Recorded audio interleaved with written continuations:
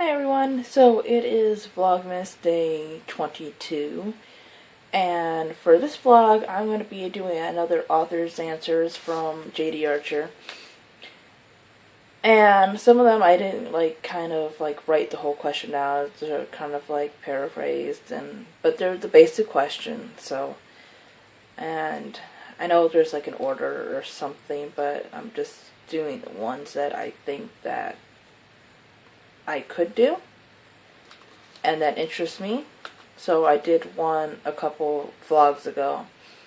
So this one is, how do authors write from the point of view of teens so well? So basically, there's like a ton of YA books out there between dystopian and vampire and everything. And of course, being young adult, most of them are written from the point of view of teenagers. Now, there are some, like Cinder, that are in third person, but they still have a teenage protagonist. The thing is, it's a little different when you are in first person and you are actually speaking as that character. And, I honestly can't say why any other author does this. The thing is, all I can do is say what I think, why they can, and, why I, sometimes write from that perspective, and I don't know if I'm any good at it or not. We'll see, one day when I get a book out there and everything. But the thing is, with my own writing, what I notice is that sometimes I think I had a lot more to say. I think I sometimes, outside of grammar and punctuation, stuff like that, as an actual storyteller, that I was a better writer. 10, 12 years ago, even longer. And I think it's because the world is very different when you're young and everything. There's a lot more hopes and possibilities, and not to say that you can't have that as an adult, but the world is very different. A lot of things that you don't want to matter do matter, and that's the reality of it. As a teenager, as a 15-year-old, you care about what you want to be when you grow up and everything. But as you get older, you start realizing that you need money, you need to pay your bills. There's also trends. I hate to say it, but that does happen in books. There shouldn't be. I mean, there's really nothing wrong with it, because sometimes it can get, stuff that might not have been noticed. But there is a trend in YA.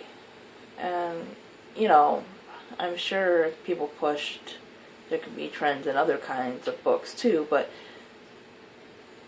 a big thing that sells is young adult books. And there's trends in there. And then it happens with movies too. Before Divergent, The Hunger Games, I think there's a few other ones, like The Maze Runner and stuff like that, with dystopia. In the 90s, The Giver was published and everything, and I think that book's 20 years old now. And it wasn't until Divergent and all those other ones came out that they finally made a movie for The Giver. I pretty much have no interest in seeing it because it just looks like it totally ruined the story. But the thing is, that's what I mean, there's trends and everything. When I was 15, I really wasn't, not that I wouldn't read popular books, like I read Harry Potter and stuff, but, I was just more into my own thing. I scanned the library, and looked at what people were reading online and just did my own thing. And, you know, at that time I was getting into people like Anne Rice, and like I said, I was reading more Harry Potter, and at that time I was exploring religions such as Wicca and stuff like that, so I was reading a lot of like spiritual stuff. You know, at that age you're just exploring things. But now as I'm older, you know, you know, you get to know a little bit more about stuff, and about what's trending and what's not, and what you should put out there, what you shouldn't, and I haven't decided on what to write about yet, because there's too much of this, but I want this kind of story, and you know, there's just a lot of work that goes into things, and it's just, as a teenager, I don't know, it's more about the story, it's more about experience, where as being an adult, it's a little bit more about reality. It's about, okay, I can write this book, but it might not sell, it might not get me noticed, and this book here might be better for me to write right now. And you know, it's a story I want to tell, but it can feel a little bit more like work. So, basically what I'm getting at is, for me, I think writing from that perspective is kind of just me channeling that inner teenager, that time when I cared about things and I was passionate about things. Not that I'm not now, but I think as a younger person, there's things that are a little bit more free. You're a little bit more free to dream for a little while about stuff that you're passionate about without having to worry about bills and this and that. And I think that's kind of what people go back to, that love of life, that wanting something more, that desire, those dreams and everything. And I think people like us, writers and everything, we still have that in us. We just have to get through daily life. I mean, there are famous authors that have been rejected hundreds of times and everything. And, you know, you go to work, you have this and that, and just all your responsibilities, and it kind of becomes a downer on you and everything. And I think, you know, that's the good part about writing from a younger perspective, is that,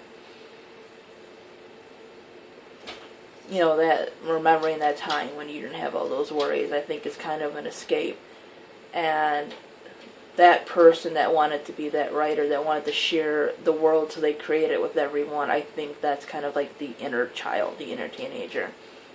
But that's just how it is for me. I can't tell you why,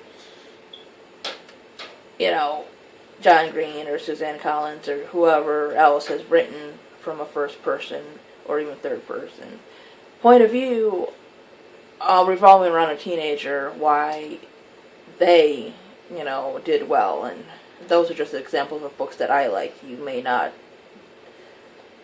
like or agree or whatever, but the thing is, you know, I think they spoke from that point of view very well. And I think it just has to do with life experiences too, because sometimes, like I said, people don't always think narratives in certain books are done well. It's just, I think it comes from, you know, experience and research and everything else, and realizing that not every teenager has had a good and happy life, but still, like I said, they have a life ahead of them that they want to live and everything. So they have that hope, they have that desire to push for more. But that's just my interpretation. Anyways, thank you for watching, and I will see you guys next time. Bye-bye.